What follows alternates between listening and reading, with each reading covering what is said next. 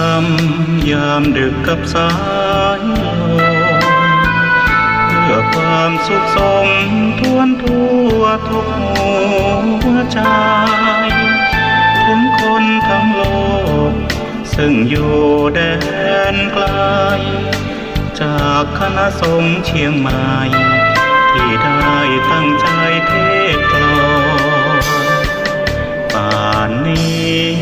ศรัทธาลับหรือยังหรือกำลังฟังเพลินนี้กันอยู่หนอขอจงตั้งใจฟังให้เพียงพอฟังด้วยหัวใจจดจ่ออย่าท้อและถอยเลยคืนไหน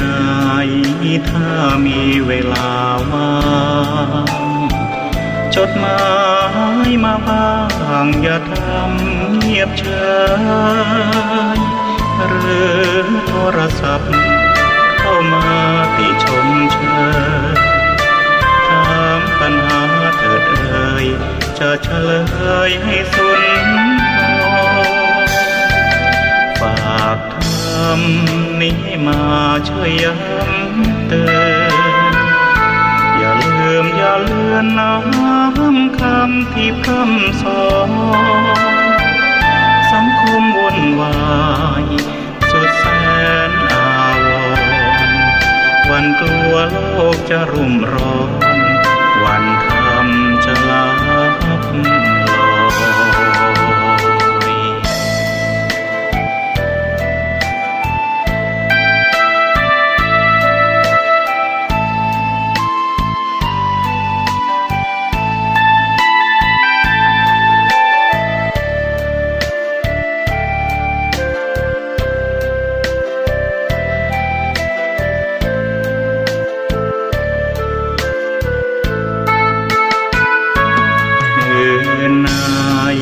ถ้ามีเวลาว่างจดหมายมาบ้างอย่าทำเงียบเฉยหรือโทรศัพท์เข้ามาติชมเชยถามปัญหาเถิดเอ่ยจะเฉลยให้สุนทรฝากธรรมนี้มาช่วยย้ำเตือนอย่าลืมอย่าเลือนน้ำคำที่พร่ำสอนสังคมวุ่นวายสุดแสนอาวรณ์วันกลัวโลกจะรุ่มร้อนวันธรรมจะลับลอย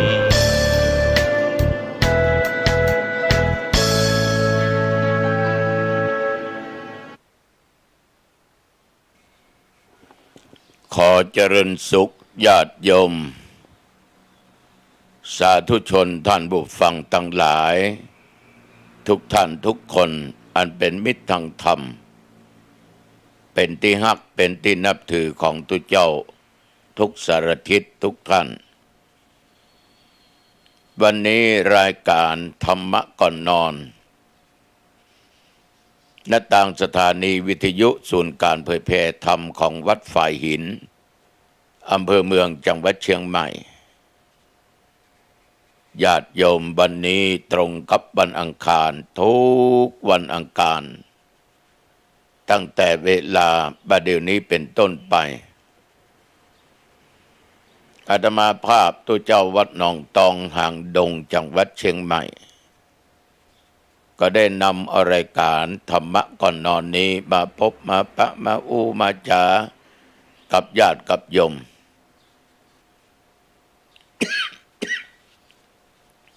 เป็นจะได้พ้องญาติโยมอากาศแถวหนองตองวัดหนองตองไม่มีฝนตก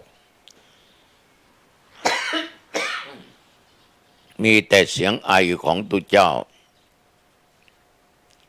สำหรับอากาศนั้นกลางวันร้อนตกค่ำตกคืนมาถึงตอนเช้าก็พอทนไหวแต่ต้องใจพัดลม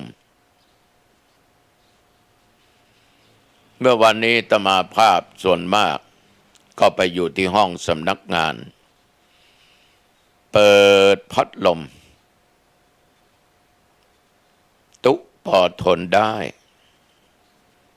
แล้วก็ใช้สถานที่นี้รับแขกพบปะกับญาติกับโยมก็บอกว่าพอทนได้เพราะอาคารหลังนี้มันโปร่งและหลังคามันสูงถ้าไปอยู่ที่กุฏิไม้ที่นอนพักถึงวันเนี่ยอยู่บ่ได้ญาติโยมเปิดพัดลมก็อุ่นจุยลุยฮ้อนฉะนั้นต้องมาอยู่ที่สำนักงานแต่อยู่ห้องแอร์ก็เสี่ยงสตางค์นักกันเป็นกรรมวิบาก เอามาโอ้ถึงเรื่องเหล่านี้มันแล้วแต่บุญแต่บารมีของแต่ละบุคคลนะโยมเนาะบางคนนี้ทุกข์ยากอับจนหาพัดลมสักตัวก็บ่มีบางคนนี้มีพัดลมตัวก็มาใหญ่ตัวก็น้อยเปิดก็ได้คลากได้ลุละบางคนก็อยู่กับพัดลมบรรยูบางคนก็อยู่กับห่มกับเงาที่พอจะบังแดดบังลมบังฝนได้แต่ก็ยังร้อนบางท่านบางคนมันมีบุญบารมีหน้าร้อนก็อยู่ห้องแอร์นอนห่มผ้าได้สบายหน้าหนาวเปิ้นก็ปรับอุณหภูมิให้อบอุ่นพอสมควรเพราะเปิ้นมีบุญมีบารมีญาติโยมบางท่านอาจจะเถียงว่าตุ๊ข้าจะซื้อก็ได้มอกแอนั่นแหละแต่ข้าบ่ซื้อบ่ได้โอ้ยก็มันวิบากนะก็มันเลยบ่ซื้อข้าบ่หุมนะแอนะไอ้หรอ ก็ลองหุมพวกกะที่บ่หุมก็วิบากกรรมของเปิ้นนั่นเนาะจะไปโกรธตุเนอะตุว่าอย่างอี้นะนาจิตต่างจิตต่างใจบางคนนั้นถูกแอตึงมาได้แต่เป็นวัดจามผิวอ่ะฉะนั้นมันก็เป็นวิบากกรรมของแต่ละบุคคลบางคนเปิ้นมีเงินมีทองมีข้าวมีของมีทรัพย์สมบัติจัดนักเปิ้นก็อยู่ตามธรรมชาติเปิ้นก็อยู่ได้คนที่บ่เคยมีพัดลมมีแอร์เปิ้นก็นอนได้ฮ้อนบ่เข้าใจเปิ้นก็อยู่กันได้อย่างใดก็ตามญาติโยมมันก็แล้วแต่บุญบารมีแล้วแต่กรรมวิบากของแต่ละบุคคลไม่ว่าโยมและตัวเจ้าวัดหนองตองพี่น้องญาติโยมทั้งหลายวันนี้ตุจะได้นำเอาเรื่องภายในครอบครัวหนึ่งมามาจาแฝงด้วยธรรมะข้อคิดแก่ญาติโยมฟังแล้วลองนำไปคิดดูเนอะคือมีครอบครัวหนึ่งมีปู่มีพ่อมีแม่แล้วก็มีลูกอ่อนคนนี้เป็นพ่อชายปู่คือพ่อของพ่อแม่ก็คือเมียของพ่อ โอ้ยตุบ่ต้องมาบอกนะถึงหูแล้วนะ แต่ว่า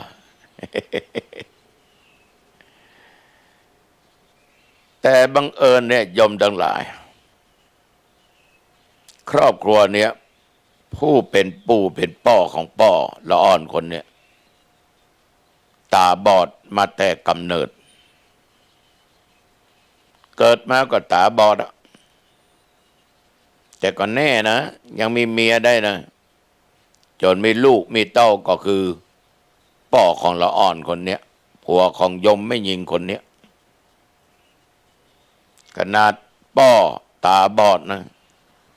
สามารถพลิกเจือสายได้มีลูกมีเต้าได้ต่อมาลูกเปิ้ลเนี่ยได้แต่งงาน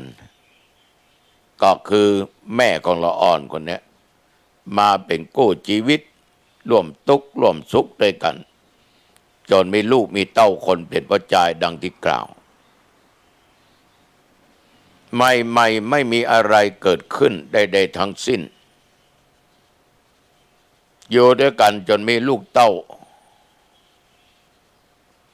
โยมแม่บ้านคนเนี้ย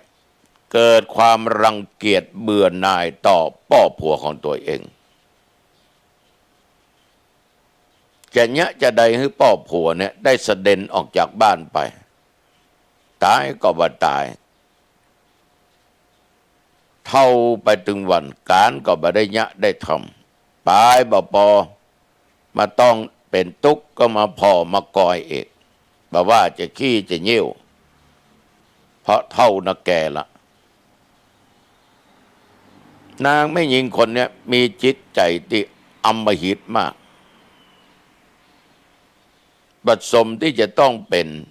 สีภรรยาของพ่อจายคนนี้เป็นคนใจดำอำมหิตบ่มีศีลบ่มีธรรมบ่มีเมตตาธรรมต่อพ่อผัวตัวเองถ้าวันใดผัวออกบ้านไปยะการยะงานแกก็กลั่นแกล้งพ่อผัวแม้แต่น้ำเอาให้กินกินเหรอกินแล้วก็ตายเหรอญาติโยมทั้งหลายเอาฮือน้ำก็เพอะเบอะเบอพ่อผัวได้กินตึงน้ำหูน้ำตาตึงน้ำเอาผ้าหยกผ้าหยังก็ดีกระดาษฉีกเหี้ยไว้ต่ำบนบ้านบนตื่นเหี้ยเบอ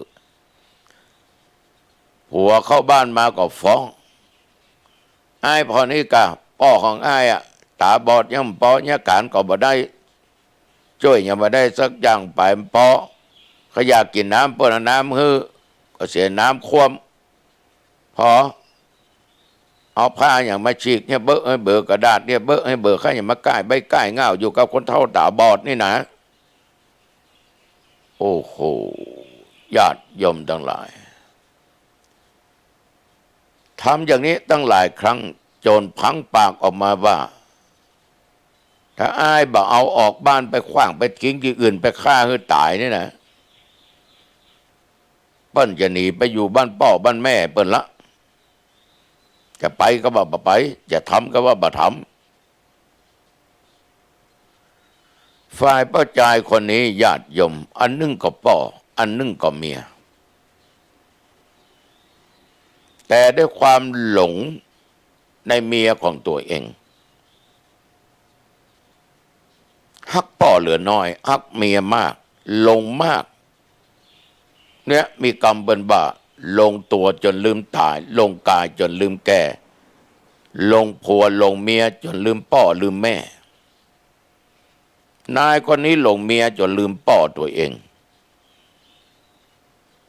ถ้าจะแตะอันเมียเขาถึงว่า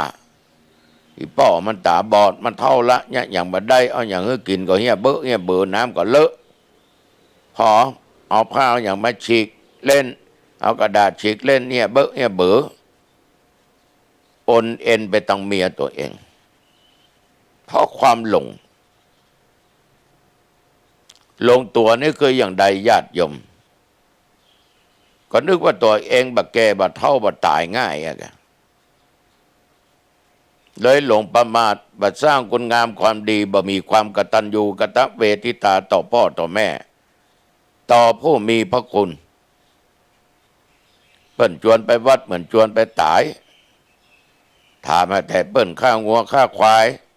ถามหาตั้งจินสันคณาและจินโกนยิ่งเท่ายิ่งลบล้นหายเหลือละอ่อนหนุ่มบางคนเท่าไปอยู่ตามเท่าเข้ามาเลี้ยวเล่าใส่เล่าตาปัง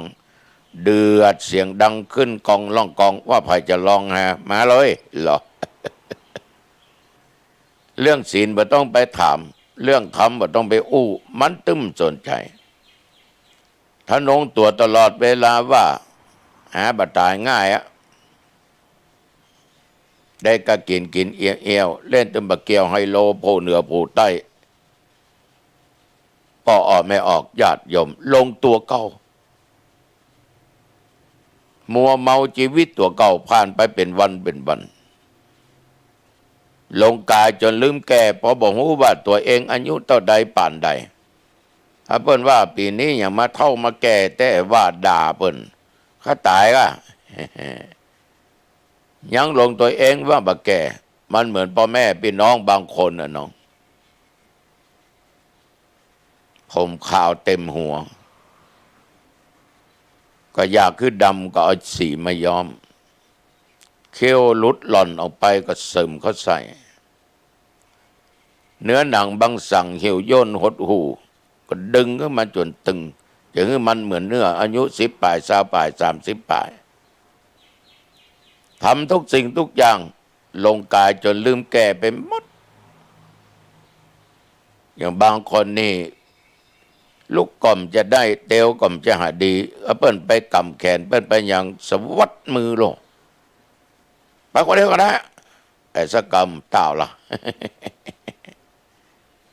อวดเก่งนะลงตัว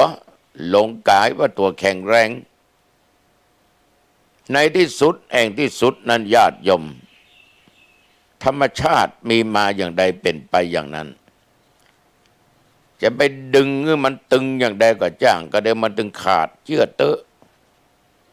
มันตึงเหี่ยวหยุบหยุบหยาบเหลือเก่าเหลือ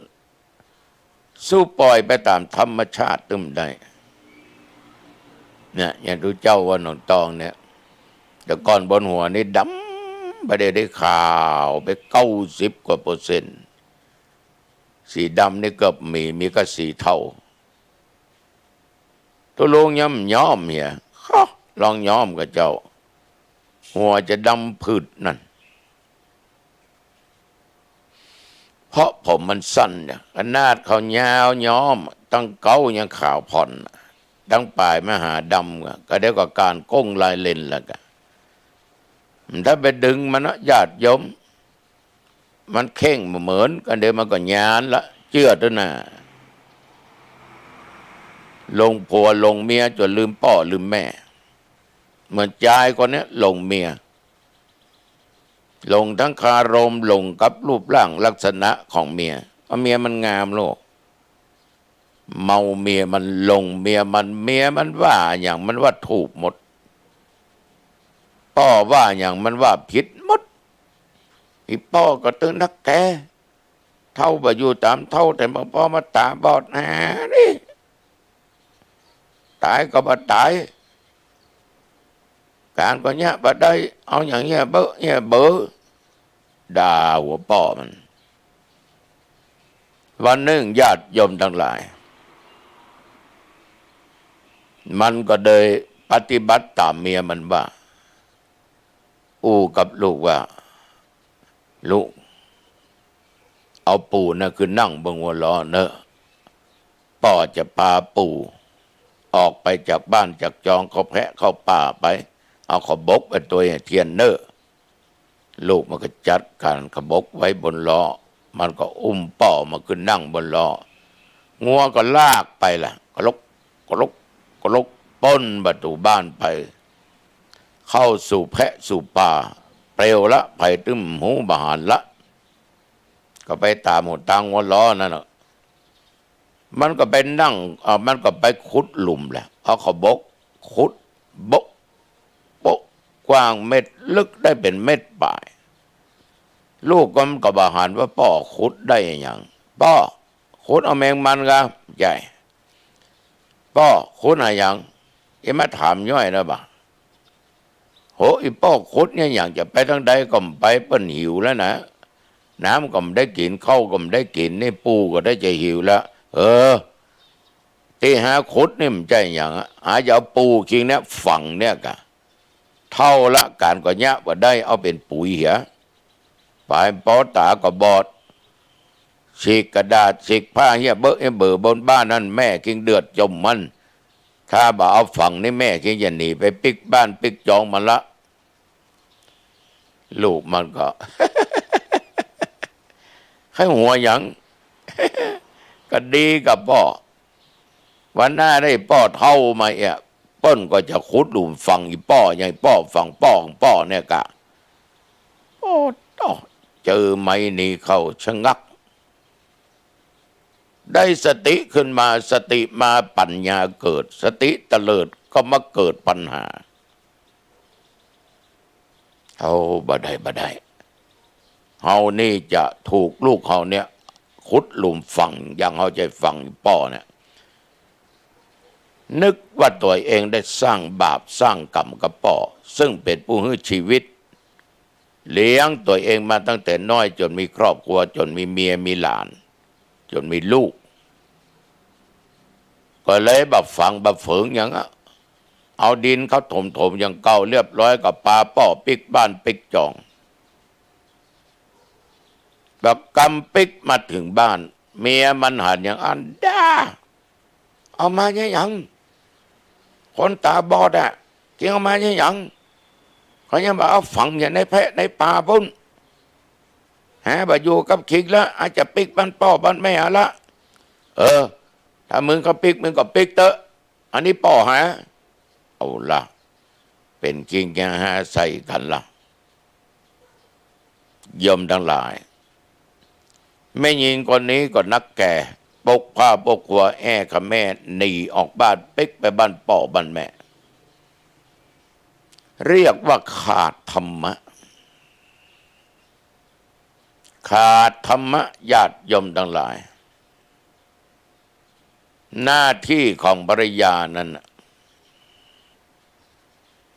สาธุชนญาติโยมจัดการงานดีภายในบ้านมันเป็นคนขี้ค้านมันบรรยากาศอีกคนเนี้ยถ้าหน้าที่จัดการงานดีบ้านจองหอเอื้อนสะอาดสะอ้านป่อผัวตาเปิ้นบอดบักกันบักแกงให้ความฮักความอ่อนน้อมการบ้านการจองนึ่งเข้าเป่าไฟยะกินยะบาดล้างถ้วยล้างจานมันเป็นหน้าที่ของแม่บ้านจัดการให้ดีสองสงเคราะห์คนข้างเคียงของผัวอย่างพ่อผัวแม่ผัวญาติผัวอย่างใดก็คือญาติของผัวเขาจะต้องให้การเคารพนบนอบอ่อนน้อมดูแลอันนี้มาเกียดมาจังเปิ่นมาแกล้งเปิ่นสปะสเปดเสน่ห์นะญาติโยมมันมีที่ตัวเองหมดแต่บ่เอามาใจกระถามหาเสน่ห์ลองการบ้านเรียบร้อยครับไผ่มาหูมาหันเปิ้นต้องไปอู้ไปจาก็เลยโอ้เมียไอ้นี้ดีใบดีเงาบ้านจองหอเฮือนสะอาดควงบ้านก็สะอาดเป็นอย่างเลี้ยงพ่อผัวเปิ้นจะดีแม่ผัวเปิ้นจะดีเปิ้นสงเคราะห์ญาติเปิ้นอย่างแม่บ้านบางคนพ่อผัวแม่ผัวไม่แอว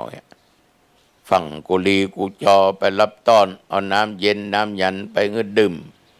แม่ป้อมรับปิกตัวเนื้ออ้ายเข้าไปบึ้นกับปิกแม่อยู่นี่ก็เนอะเข้าเท่าไฟแล้วลืมมาก่อนยักกินไปซื้อของกินของว่าแล้วหูตัวว่าพ่อผัวแม่ผัวชอบอาหารชนิดใดเอามาเลี้ยงดูปูเสือกินโดยพ่อผัวแม่ผัวคือพ่อผัวแม่ผัวลงก่อนแล้วตัวเองก็ตามหลังอูจ๋าปิยะบาจาอ่อนบานบะแข่งกระด้างถึงจะเป็นประกาศจอกระแข่งแคกะถึงเวลาพ่อผัวแม่ผัวปิกบ้านปิกจองก็ส่งเพิ่นเนี่ยได้สักบึ้นพ่อผัวแม่ผัวไปถึงบ้านผัวก็เข้าบ้านก็อู้ผัวฟังแม่พ่อเปิ้นไม่เอวเปิ้นรออ้ายมันได้มันจะค่ำแล้วเปิ้นเลยปิกลูกเปิ้นก็ดีใจว่าแม่มากินข้าวบ้านพ่อมากินข้าวบ้านเมียต้อนรับอย่างดีวันข้างหน้าพ่อผัวแม่ผัวไม่เอวก็อวด ต่อหน้าผัวตัวเก่าอะโอ้เมียคิงนี่นะบ่แกงแค่ลำแล้วบ่เฮ้ยเจือแม่คิงนะแน่แม่ผัวก็ยิ้มด้วย เอากล้วยที่ไหนมาน่ะสู่ปู่กะ เจ้าซื้อไว้อย่าพ่อเอากล้วยมาเลี้ยงโดยหลวงพ่อกินก็มักแม่กินก็ชอบ ก็ชมเกิดเมตตาเกิดความมักขึ้นมีอย่างก็อยากจะให้ลูกไปมาน้ำก็บ่ได้กินเข้าก็บ่ได้กินไปปอนั่นหน้าบุดหน้าบึ้งตืบห่อตืบเหือนยะย่อยะหาบลงกงข้างฮ่อเมียกิงนี่นักแก่บะพ่อกับแม่กิงไปบ้านน้ำแก้วก็ไม่ได้กินพอบ่ายโมงบะเข้าก็บ่ายหามาฮื้อกินแม่กิงหิวแล้วก็ตายแล้วผัวเขาจะนึกอย่างไรลองนึกดูดีผัวก็อย่างเดียวกันต้องปฏิบัติต่อพ่อเมียแม่เมียของตัวให้ดี มันเป็นหน้าที่ของเฮาทั้งหลายสามเมียที่ดีผัวที่ดีมันต้องนอกใจกันฮักแต่ฮักแต่ตักนักหนาฮักแบบที่เรียกว่าบ่มีอย่างจะพรากไปได้นอกจากความตายบางคนนี่อย่างว่าโอ้จ่านี่อย่างได้มันเตื้ออ้ายฮักน้องคนเดียวในโลกบ่มีหญิงใดจะมาข้องเกี่ยวได้แต่กะตายด้วยกันข้าบ่ตายเนอะตายด้วยกันจูตายก่อนเถอะใครจะตายเมื่อลุนก็ได้ครับปัดใหม่ก็ได้อะ ต่อก็ได้กันโอ้ยังได้มันเตืออยู่ด้วยกันมามันเข้าผัวก็มีกิ๊กเมียก็มีก๊อกเอี่ยวประจายคนนั้นคนนี้ประจายก็เอี่ยวไม่ยิงคนนั้นคนนี้ภายในครอบครัวเลยบ่ใส่ใจเมียลูกเต้าผัวจะได้กินอย่างบ่เข้าใจปุ้นไปมัวจูเนี่ยนั่งนี่มีที่ฟังดูเจ้านี่นะจาบดีก็หลายคนเหมือนกันนักแกเหมือนกันโมโหไผ่โมโหกับไผ่เดี๋ยวนอกจากนั้นจัดการงานดีผัวหาได้เข้าได้ของสตางค์ปัจจัยเงินทองมาแม่บ้านเป็นคนเก็บไว้บ้านบ่ไหวก็ไปฝากธนาคารเนี่ยพอบ้านก็ต้องมีอันอย่างมาให้แม่บ้านดูแลรักษามอบความเป็นใหญ่ให้เขาอย่างใช่ว่าได้มาแล้วมุบมิบคนเดียวเงินเดือนถึง30,000มาถึงบ้าน10,000 ปลายไอ้10,000 ปลายหายไปไหนโมโหมันก็ต้องสงสัยก็ถ้ายังมีน้อยแน่นี่ ต้องสงสัยควรไฟไผ่ห่อตึงบะกุ้มจ้างตายตึงตัวใบบัวมาปกมันถึงมิดความชั่วนะบัจจาบนานมันเหม็นมันจะปรากฏหันอย่างเด่นชัดต้องเก็บไว้แบ่งปันไว้ไปกินไปใจพ่องไปนุ่งไปย่องพ่องฝากไว้พ่องเก็บรักษาไว้กินตาลไปพ่องใส่กันเตศตุเจ้าหนองตองพ่อง ไปตาลที่วัดหนองตองพ่องไฟยินพ่องเนี่ยญาติโยมทั้งหลายแม่บ้านต้องหูจักเก็บหอมรอมริบผัวหิเมียหาผัวก้าเมียขายได้อันอย่างมาก็ต้องเก็บจะไปขี้ค้านเป็นแม่บ้านเพิ่นต้องบอกว่าเรือน3 น้ำ 4เรือน3 1เรือนผมแม่บ้านนี่ผมจะต้องสะอาด ก็มีกลิ่นหอมตามธรรมชาติไม่ใช่เอาน้ำอบน้ำหอมมันหล่อชีดใจหน่อยรักษาเส้นผมมือดีสลวยสดสวยงดงามจะไปปล่อยมันยุ่งเหมือนโป้ขี้ยาเข้าไปนอนตัวเหม็นตึงไผ่ไปเขาอยู่แล้ววะคนอื่นมันหอมกว่าคนตัวโลกแต่นะนั่งนี่หมีจำเป็นนี้นะแกมัวทำความสะอาดห้องอาบน้ำอาบท่าคัดสีสวีวิวันพ้องตกแต่งพ้องนุ่งผ้ามันพอดีพ้อมใจว่าเกินดีเกินฐานะมันใจเปิ้นตาแป้งเอากับตาแป้งกับมันใจว่าขาวใจแห้เหมือนผีตายห้า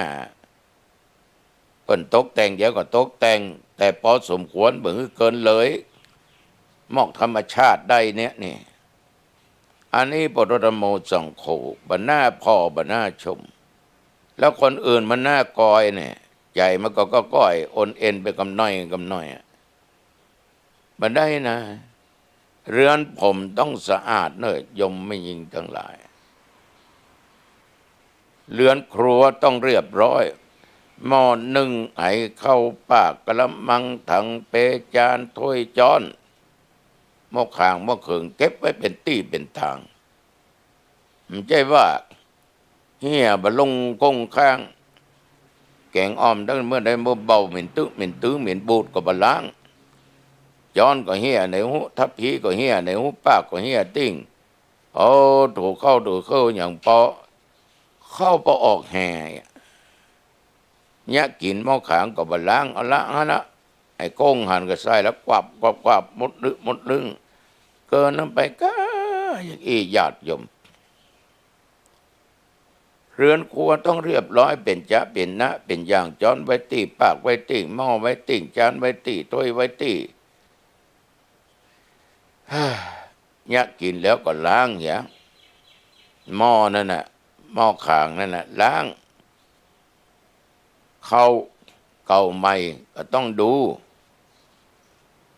แม่บ้านต้องพิถีพิถันไม่ใช่ก็ซื้อกันนอกบ้านมากินตลอดมันก็ขาดละความอบอุ่นมันจะบ่มีพ่อแม่ลูกได้กินข้าวด้วยกันมีอย่างได้อู้ได้จากันแต่ห้ามอู้เรื่องอดีตของผัว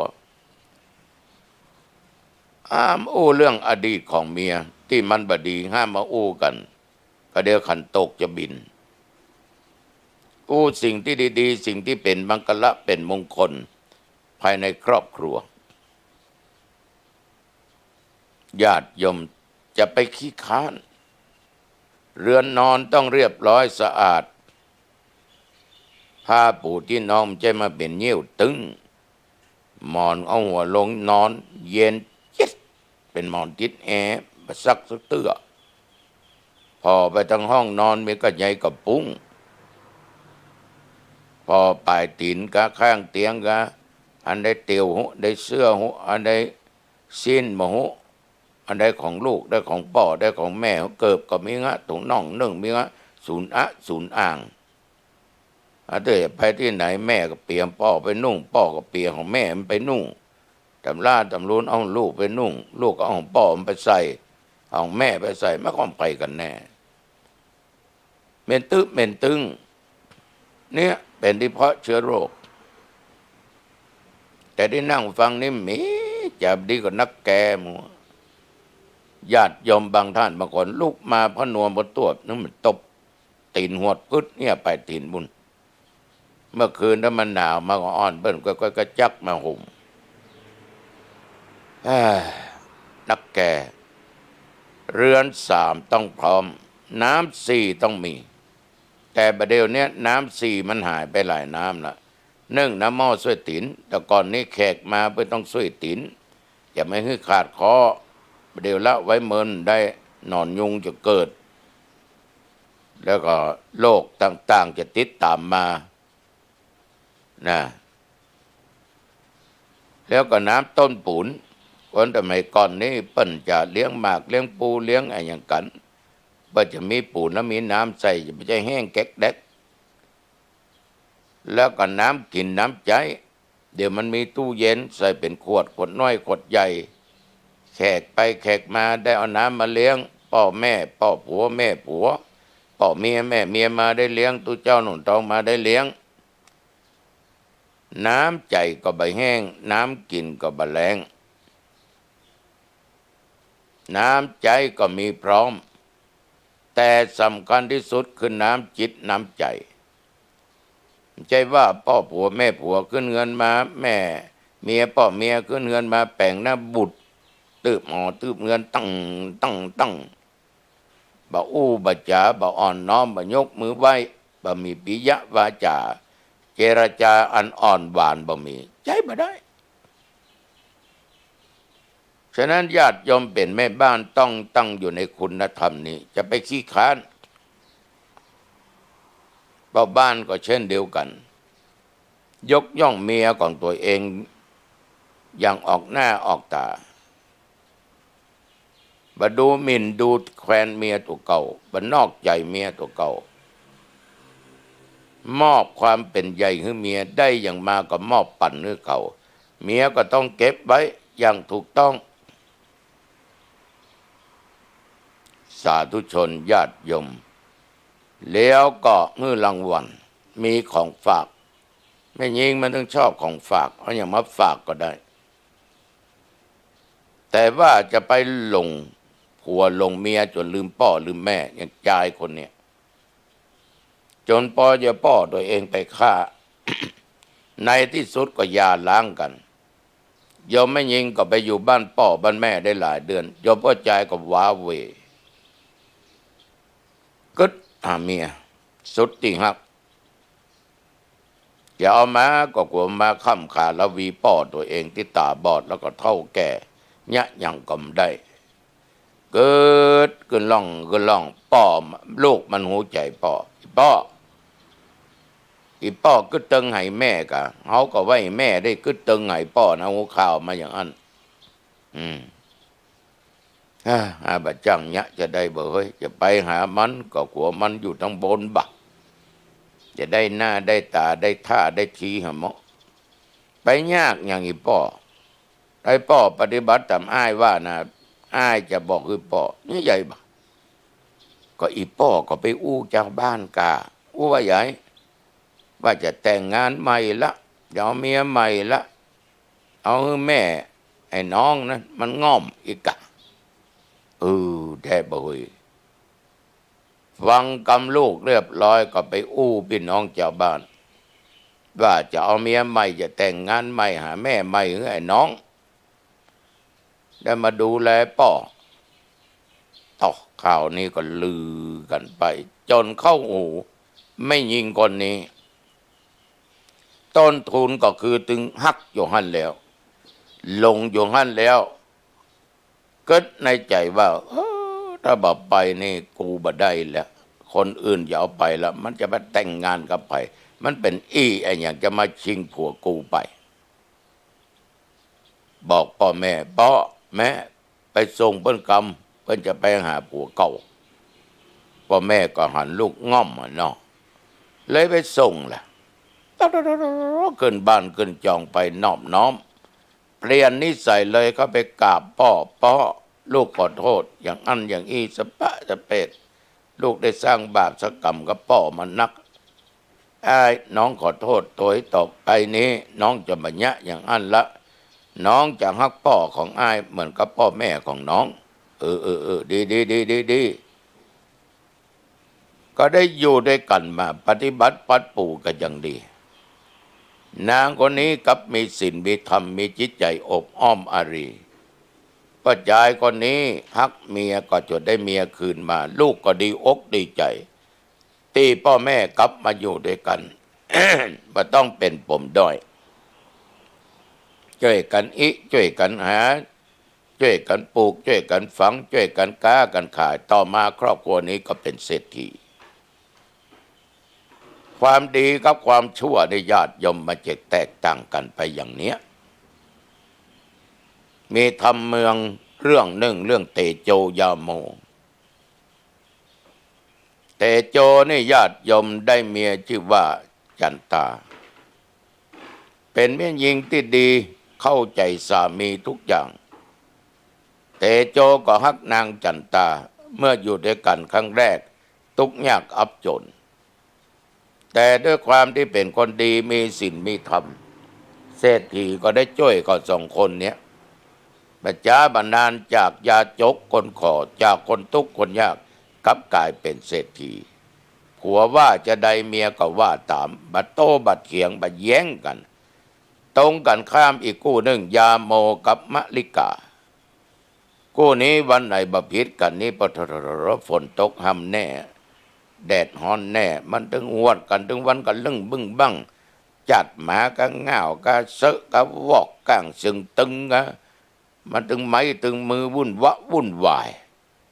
ขนาดเศรษฐีเพิ่นจะมาช่วยมันย่ำพอใจนะอีตัวเนี้ยทิ้งนี่งูข่าวจะได้เงินปันนี้พอโตอย่างอันอย่างอีบัจเจ้าง่าวเหมือนขิงด่าผัวโดยด่าเศรษฐีสองคนผัวเมียจนทนบ่ได้เอาคำไปคืนให้เศรษฐีญาติโยมทั้งหลายยาโมหันเตโจกับจันตาเป็นเศรษฐีก็ไปถามว่ายะอย่างใดเปิดก็แนะยะอย่างอันแต่เมียของยาโมเนี่ยมันเหมือนกับจันตาเมียของเตโจยาโมว่าจะได้มันตึมตัวตึมตามด่าผัวถึงวันมันก็ทุกข์ยากอับจนไปในที่สุดต้องหย่าร้างกันยาโมก็ไปได้นางจันฟองนะมาเป็นสีภรรยาช่วยกันอีกันงาค้าขายเมื่อเข้าก็เป็นเศรษฐีอย่างเจ้าเตโจกับจันตาเนี่ยพอออกไม่ออกตมายกนิทาน4 คนเนี้ยที่อยู่ในครอบครัวอู้จ่าญาติโยมฟังป้าจายผู้เป็นผัวของนางคนนั้นลงความงามจนลืมป้อของตัวเองที่ตาบอดเท่าแก่ชรานางที่เป็นเมียของป้าจายคนเนี้ยป้อผัวตาบอดเท่าแก่ชราเกิดการที่เรียกว่าบะมีเมตตาธรรมบะอินดูสงสารกลั่นแกล้งทุกสิ่งทุกอย่างเซ็งบะมีแปลงเข้าใส่กำบะใหญ่ก็แปลงความเอายุแย่ให้สามีเอาป้อของเปิ้นไปฆ่าญาติโยมถูกได้ล้างกันไปปัจจุบันเป็นแบบอย่างสำหรับลูกของพระจายคนนี้กับแม่หญิงคนนี้เนี่ยเป็นคนมีสติมีปัญญามากเพียงแต่ถามพ่อว่าขุดหลุมได้ยังพ่อบอกว่าจะฝังปู่เองก็ตาบอดเท่าละเสียเวลาเลี้ยงดูก็มีประโยชน์ ดีแล้วพ่อวันหน้าผมก็จะขุดหลุมฝังพ่ออย่างเอี้ยผัวได้สติขึ้นมาจายคนนี้มีสติมาปัญญาเกิดสติเตลิดก็จะเกิดปัญหาเตลิดไปกรรมเลยเกิดปัญหาได้สติมาก็พ่อกลับมาเลี้ยงแม่บ้านคนนี้ได้สติมามีธรรมะขึ้นมาก็กลับมาอยู่กับสามีโดยลูกวางแผนคือพ่อตัวเองว่าจะแต่งงานใหม่จะเอาแม่มาให้เราอ่อนบ้านเมียได้ฟังอย่างอันเปิ้นเล่าลือกันโอ้โทนบ่ไหวน้องง่อมเลยปิกมากำนั้นก็สำนึกบาปได้คนเฮาถ้ามีจิตใต้สำนึกเนี่ยทำชั่วมาขนาดไหนองคุริมานเนี่ยฆ่าคนมาจัดนักแต่นิ้วมือที่มา100ได้999นิ้วเหนือนิ้วเดียวจะได้เต็มปันจะได้เงียนโมนพิเศษจากอาจารย์เมืองตะกะศิลาเกือบฆ่าแม่แต่พระพุทธเจ้าไปห้ามไปขวางไว้เราหยุดต่อการทำบาปทั้งปวงองคุริมานอยู่ด้วยสติเลยหยุดในการฆ่าคนในที่สุดบวชเนี่ยญาติโยมทั้งหลายคนที่ทำผิดปั้นให้อภัยเขาอยู่ด้วยกันถึงวันพ่อแม่พี่น้องญาติโยมลูกเต้าหลานเหลนตุเจ้าพระเนนอยู่วัดภัยพิษอย่างให้อภัยซึ่งกันและกันถ้าเรายังอาฆาตพยาบาทนั่นนะจะมาถามโยมได้เลยว่ามีความสุขก็มามีความสุขมีแต่ความทุกข์เพราะมัวแต่อาฆาตพยาบาทชี้อิจฉาริษยาแข คิดจะตอบซ้ายตอบแทนอยู่ตลอดเวลามันจะมีความทุกข์อยู่ตลอดมันจะบ่มีความสุขฉะนั้นศรัทธาสาธุชนญาติโยมฟังเรื่องนี้แล้วลองนำไปคิดพิจารณานะขอบใจต่อญาติต่อโยมทุกคนที่สร้างบุญคือทานรักษาศีลฟังธรรมเจริญเมตตาภาวนาจนได้เผื่อแผ่จนได้กินได้ทานช่วยเหลือสังคมสร้างวัดวาอารามเสนาสนะต่างๆนั่นคือบารมีของโยมแผ่กระจายไปบุญมีมากบารมีเกิดอย่าประมาทในชีวิตในโยมเนอะสร้างบุญเยอะๆเพิ่มบารมีเยอะๆเอาละวันนี้ไผ่ฟังธรรมาภาพอาจจะช่วยทุกเจ้าสร้างสถานที่ศึกษาธรรมปฏิบัติธรรมก็เจอเนอะยังขาดนักอยู่ดินมุงนั่นนะยังไม่ได้มามุงเลยเพราะว่ายังขาดหลายสิ่งหลายอย่างก็ขอฝากกับญาติกับโยมวันนี้เวลาพอดีดึกแล้วเนอะลูกเน้นทั้งหลายญาติโยมทุกท่านเข้าบ้านมาปิดประตูเรียบร้อยนะขึ้นเฮือนปิดประตูหอเอือนหน้าต่างเรียบร้อยเก็บของมีค่าไว้เอาของจะใจผู้เก็บไว้เป็นที่เป็นแองที่มาหารง่ายๆอาบน้ำอาบท่าเปลี่ยนผ้าเปลี่ยนครัวเหียล้างหน้าแปรงฟันเรียบร้อยมันนั่งกินข้าวถ้าบ่ได้กินก็กินบ่ได้กินก็ถ้ามากินเหียได้กินก็แล้วไปกินแล้วก็แปรงฟันแล้วก็เข้าห้องพระห้องนอนเปลี่ยนชุดดีๆไหว้พระสวดมนต์กราบพระพุทธกราบพระธรรมกราบพระสงฆ์กราบปิตามารดาอีก1 ครั้งพ่อให้ชีวิตแม่ให้กำเนิดแล้วก็กราบครูบาอาจารย์บรรพบุรุษผู้มีพระคุณต่อเฮานั่งไหว้พระสวดมนต์นั่งสมาธิจบแล้วแผ่เมตตาแก่สรรพสัตว์แก่เจ้ากรรมนายเวรเทพบุตรเทวดาแก่ปิตามารดาปู่ป้านาอาญาติกามิตรสหายคำเพื่อนร่วมโลกร่วมชีวิตตลอดสัตว์เดรัจฉานสัตว์บินบนหนอากาศสัตว์อยู่ใต้น้ำสัตว์บกสัตว์อย่างก็ตามว่ามนุษย์เฮาแผ่เมตตาไปญาติโยมทบทวนดูศีล 5 1 2 3 4 5บริสุทธิ์แล้วก็แผ่เมตตาตัวเองอีกครั้งขอข้าพเจ้านั้นบอกว่าชาตินี้ชาติต่อไปความทุกข์ความยากความอดกั้นอยากจะได้เกิดมีเกิดมาชาติไหนชาติใดขอได้พบญาติของพระสิริยะเมตไตรญาติโยมหลับฝันดีเนอะตื่นมาโยมก็จะมีแต่ความผาสุกวันนี้เวลาพอสมควรอายุวันโนสุขังพลังพบกันใหม่ในอังคารหน้าเจริญพร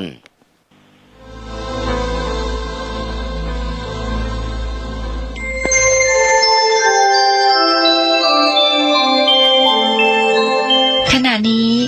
ท่านกำลังฟัง